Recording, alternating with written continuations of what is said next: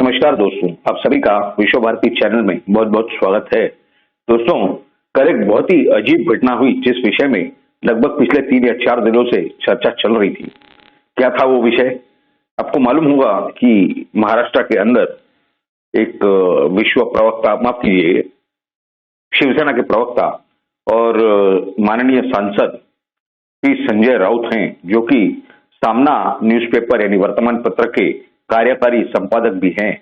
वो पिछले 3 या 4 दिनों से उनकी बातें चल रही थी कि हम प्रेस कॉन्फ्रेंस लेने जा रहे हैं मंगलवार को, फलानी फलानी तारीख को।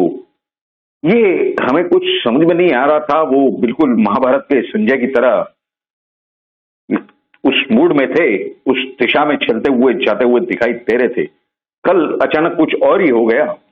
उन्होंने बाला साहब ठाकरे ने जो पवित्र वास्तु बनाई थी, बंधवाई थी शिवसेना भवन, वहां पर एक इस तरह की घटना हो गई जिसके लिए हमें समझ में नहीं आ रहा कि क्या कहा जाए।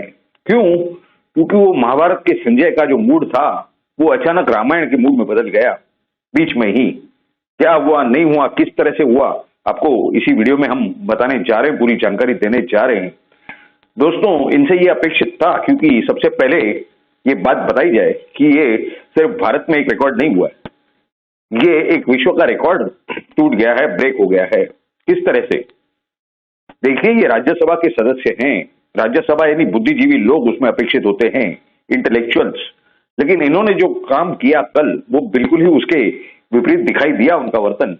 क्योंकि इन्होंने, जो पूर्व सांसद हैं मुलुंड क्षेत्र से, यानी north west, north east Mumbai से, यानी उत्तर पूर्व मुंबई से, ईशान्य से जिसे कहते हैं, किरीट सोमैया, इनके बारे में जिस तरह से जिन शब्दों से उल्लेख किया वो तो बिल्कुल निंदनीय है ही है।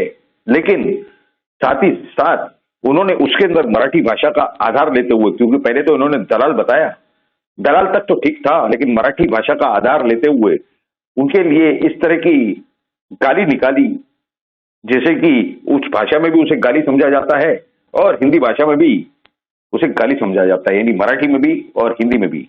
तो पहले तो इस तरह का जो वर्तन है, इस तरह का बिहेवियर, ये बिल्कुल नॉन पार्लियामेंट्री है। दूसरी बात, नॉन पार्लियामेंट्री तक बात होती तो वो वहां पर सीमित रह जाती। राज्यसभा के सदस्य यानी अपर हाउस, यानी जिसे ऊंचा स्थान दिया गया है इस संविधान में, उसकी भी जो एक मर्यादा है उसे भंग करने का काम इन्होंने जिस तरह से किया, ये बिल्कुल भी किसी सांसद को शोभा नहीं देता। तो सबसे पहली बात तो ये थी। दूसरी बात, इन्होंने जो 3.5 नेताओं को अंदर जाना पड़ेगा, इस तरह की बात की थी। भारतीय जनता पार्टी के 3.5 नेता अंदर जाएंगे। इन्होंने जिस प्रकार से वहां बात की, उससे ये बिल्कुल नहीं लगता है कि 3.5 तो क्या, 0.5 यानी 0.5 नेता भी अंदर जा सकते हैं। क्योंकि इन्होंने जो सारे इल्जाम लगाए, कोई हरियाणा का दूध वाला पकड़ लिया, उसके नाम लेकर के, उसके इतने पैसे थे, इतने सालों में इतने पैसे कैसे कमाए। अब वो हरियाणा का दूध वाला क्या करता है, नहीं करता है, उसका महाराष्ट्र की राजनीति से क्या संबंध है, नहीं है, उसके कोई सबूत इन्होंने मीडिया के सामने नहीं रखे। सिर्फ आरोप करने की ये कथाकथित प्रेस कॉन्फ्रेंस थी, क्योंकि ये प्रेस कॉन्फ्रेंस थी नहीं। प्रेस कॉन्फ्रेंस क्यों नहीं थी, ये भी हम आपको इसी वीडियो में समझाने जा रहे हैं, बताने जा रहे हैं। क्या हुआ कि इन्होंने, जो देवेंद्र फडणवीस की सरकार 2014 से लेकर 2019 तक थी, उसमें भ्रष्टाचार था, ये था, वो था। अरे भाई, आप ही के मंत्री उसके अंदर थे। उन्हीं देवेंद्र फडणवीस को समर्थन हासिल था शिवसेना के विधायकों का, वो एमएलए हो चाहे एमएलसी हो, यानी विधानसभा के सदस्य या विधान परिषद के सदस्य। तभी तो आपकी आवाज आपने किसी ने नहीं उठाई, मुंह से छू तक आवाज नहीं निकली। आज अचानक भ्रष्टाचार दिखाई दे रहा है पिछली सरकार का। बहुत हैरान करने की वाली बात है। दूसरा, उन्होंने क्या कहा? उन्होंने कहा कि हमारे बेटी की जो शादी हुई उसके अंदर जो डेकोरेटर था, जो दर्जी थे, जिन्होंने कपड़े सिए या जिनसे हमने कपड़े लिए, उन सब की जांच ईडी कर रही है। शायद वो भूल गए कि इनके ये 2-2.25 साल की सरकार की सत्ता में अर्नब गोस्वामी को जब उठाया गया था, उन्हें गिरफ्तार किया गया था, आईसी सचिन वाजे को, इनका ब्लू व्हाइट बॉय। अब इनका ब्लू व्हाइट बॉय है या इनके मुख्यमंत्री का है, इसका जवाब तो वही दे पाएंगे। हमारा उस विषय में कोई दावा नहीं है। लेकिन क्या किया था? क्राइम ब्रांच ने इन्हें बार बार हाजिरी देने को तो लगाया ही, लेकिन यहां तक कि बाथरूम यानी वॉशरूम के अंदर जो टॉयलेट पेपर यूज होता है, tissue paper, paper napkin use होते हैं, कहां से लिए गए? वो जो कुंडी लगी है वॉशरूम को लॉक, वो कहां से लिया गया, उसका बिल बताइए। इस तरह से उनके अकाउंटेंट को उन्होंने क्या किया था, आप समझ सकते हैं। ये कॉन्ट्रैक्टर तो किसी की कोई नहीं होते, आप तो ऑफिस के आदमियों को उठा उठा करके आपने किया था। कॉन्ट्रैक्टर ने अपना काम किया, आपका उनका संबंध खत्म। उसके बाद उनसे ईडी पूछताछ करे, एनआईए पूछताछ करे, सीबीआई पूछताछ करे, या अमेरिका की कोई एजेंसी आके पूछताछ करे केंद्र सरकार से अनुमति लेकर के, आपको क्या फर्क पड़ता है? अगर आपने कुछ गड़बड़ नहीं की है, आपके यहाँ कोई काले पैसे का, कोई बेनामी संपत्ति का कोई व्यवहार नहीं है, तो आपने क्यों डरना है? इस तरह से ये बिल्कुल ही बौखलाए हुए परिस्थिति में उन्होंने कॉन्फ्रेंस ली। हम इसे प्रेस कॉन्फ्रेंस तो कह नहीं सकते, क्यों नहीं कह सकते, इसका जवाब भी हम आपको देने जा रहे हैं। तो इन्होंने, इनके मन में जो आया, कुछ कागज हाथ में थे, वो पढ़ते, पीछे किसी के पास दे देते, बाजू में किसी के पास दे देते, पढ़ने के बाद इस तरह से पूरे आरोप लगाने का सत्र चलता रहा। इनके ये कथाकथित कॉन्फ्रेंस खत्म होने के बाद में लगभग 2 घंटों के अंदर वहां पर दूसरे एक हैं मोहित कंबोज, जिन्हें देवेंद्र फडणवीस का करीबी माना जाता है। वे व्यवसायिक हैं, बिजनेसमैन हैं, पहले भारतीय जनता पार्टी के पद पर रहे हैं एक जमाने में। खैर, उनके ऊपर भी ये सम्माननीय संजय राउत साहब ने आरोप लगाए थे। उन्होंने प्रेस कॉन्फ्रेंस ले ली, और संजय राउत साहब ने कहा था कि मैं मोहित कंबोज से मिला नहीं हूं, मैं उनसे जानता नहीं हूं, मेरा कुछ लेना देना नहीं है। इन्हीं मोहित कंबोज जी ने फोटो दिखा दिए कि ये संजय राउत हमारे घर पे आए थे, मीडिया को बाकायदा वो उन्होंने फोटो दे दिए, भेज दिए।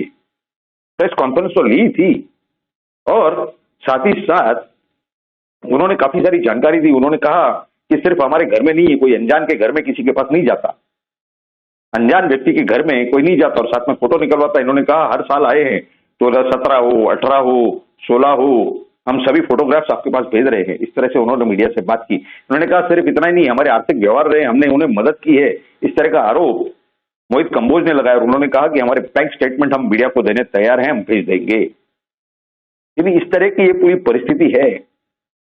हमें ये अपेक्षित था कि माननीय संजय राउत 3.5 छोड़िए, वो जो 0.5 यानी आधे नेता का भी कोई सबूत अगर मीडिया के सामने कम से कम दिखा देते, देने की बात बाद में है, तो भी कुछ बात में दम होता, उसे प्रेस कॉन्फ्रेंस कहते।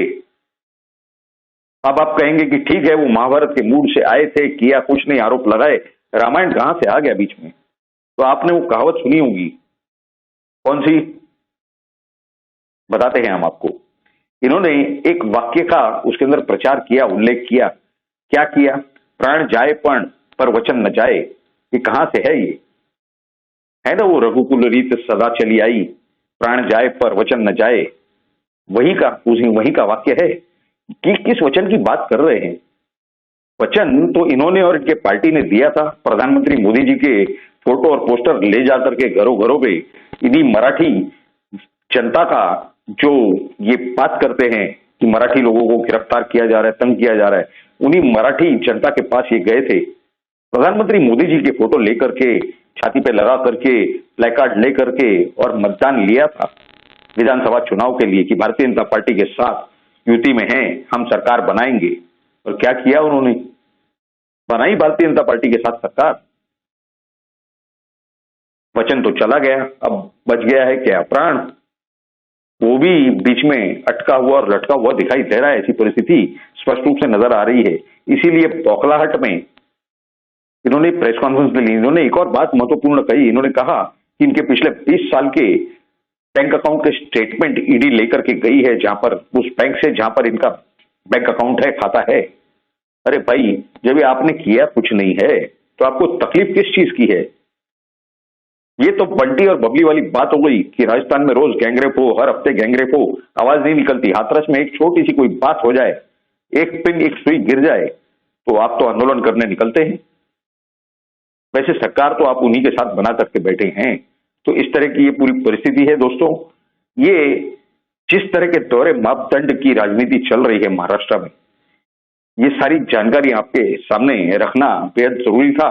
किस तरह हमने समझा था कि महाभारत के संजय कुछ बड़ा काम करेंगे, लेकिन टाए टाए फिस वाली हालत हो गई। यानी पहले तो ये कहा जाता था कि खोदा पहाड़ निकली चुईया, लेकिन वो तो इस तरह से दिखा रहे हैं कि खोदा चूहा निकला पहाड़। यानी चूहे में से इन्होंने बहुत बड़ा पहाड़ निकाल लिया है।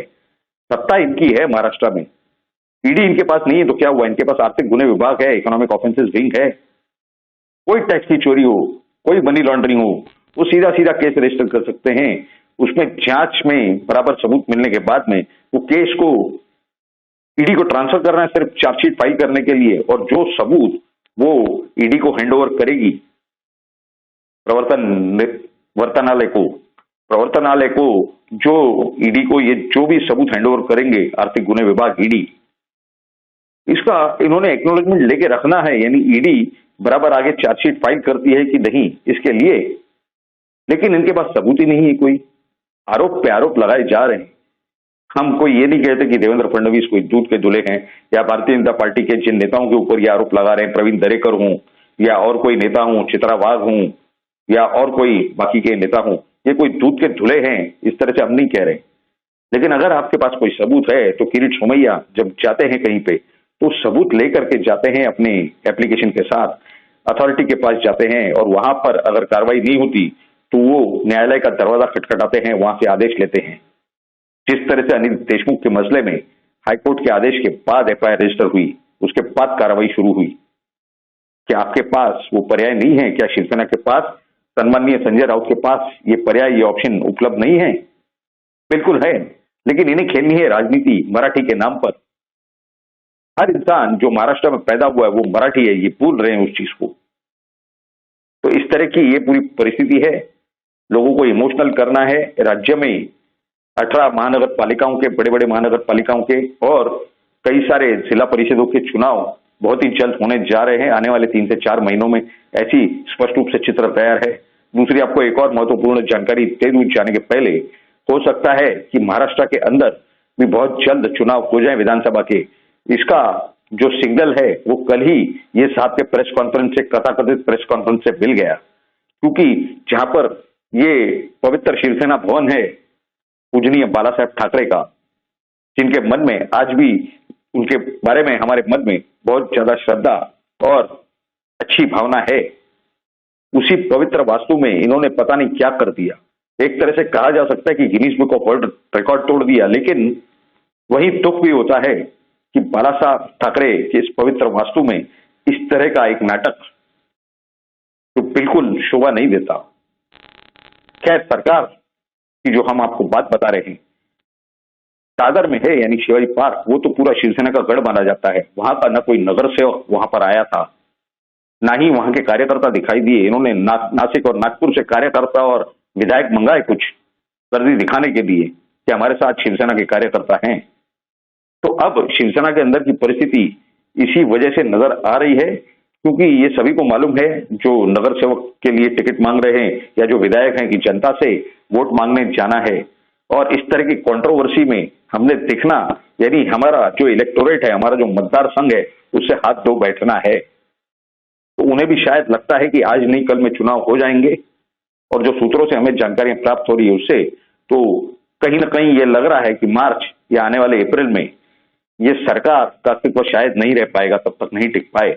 हो सकता है कि मार्च के अंत तक ये सरकार अपने आप में जो इनके इंटरनल कंट्रोवर्सीज हैं, कॉन्ट्राडिक्शंस हैं, विरोधाभास है, उसके चलते ये सरकार वैसे ही गिर जाए। तो ऐसी ये परिस्थितियां हैं, ये जानकारी आपके सामने रखना बेहद जरूरी था। इसके लिए हमने ये पूरी सारी जानकारी आपके सामने रखी। खैर, ये जो परिस्थिति है कि जिस तरह से एनआईए के रेडार पर कुछ नेता हैं, ईडी के रेडार पर कुछ हैं और बाकी कई एजेंसी यानी सीबीआई के रेडार पर कुछ हैं, ये जो पूरा इस वजह से आपस में विरोधाभास इनका चल रहा है, इस वजह से सरकार कभी भी गिर सकती है, स्पष्ट रूप से चित्र दिखाई दे रहा है। ये सच्चाई आपके सामने रखना बेहद जरूरी था। इसके लिए हमने इस वीडियो के द्वारा आपके सामने ये पूरी जानकारियां और सच्चाइयां रखने का काम किया है। आपको ये जानकारियां कैसी लगी, आपकी राय हमारे लिए बहुत महत्वपूर्ण है। जरूर नीचे कमेंट बॉक्स में लिख करके आप हमें आपकी राय बताएं। हमारे सभी दर्शक, हमारे भारत की जनता के साथ हमारा ये निवेदन है, अगर आपको ये जानकारी अच्छी लगी हो तो ज्यादा से ज्यादा शेयर करें, ताकि भारत के हर नागरिक तक ये सही जानकारियां पहुंच सके, उन्हें प्राप्त हो सके। आने वाले समय में जल्दी आपके साथ हमारे अगले वीडियो के द्वारा तो मुलाकात होगी ही। लेकिन अगर आपने अब तक हमारे इस चैनल को सब्सक्राइब नहीं किया, आप ही का विश्व भारती चैनल है, इसे जल्द से जल्द सब्सक्राइब करें ताकि आपको सबसे पहले हमारे वीडियोस के अंदर आपके सामने रखी जा रही जानकारी प्राप्त हो सके नोटिफिकेशन द्वारा। और साथ में जो बेल नोटिफिकेशन का लोगो दिया हुआ है उस पर क्लिक करके, आइकन दिया हुआ उस पर क्लिक करके ऑल नोटिफिकेशन को ऑन कर दे। आप सभी लोगों ने इस वीडियो को अंत तक देखा, इस वीडियो को कृपया शेयर कीजिए। आप सभी का बहुत बहुत धन्यवाद। भारत माता की जय। जय हिंद।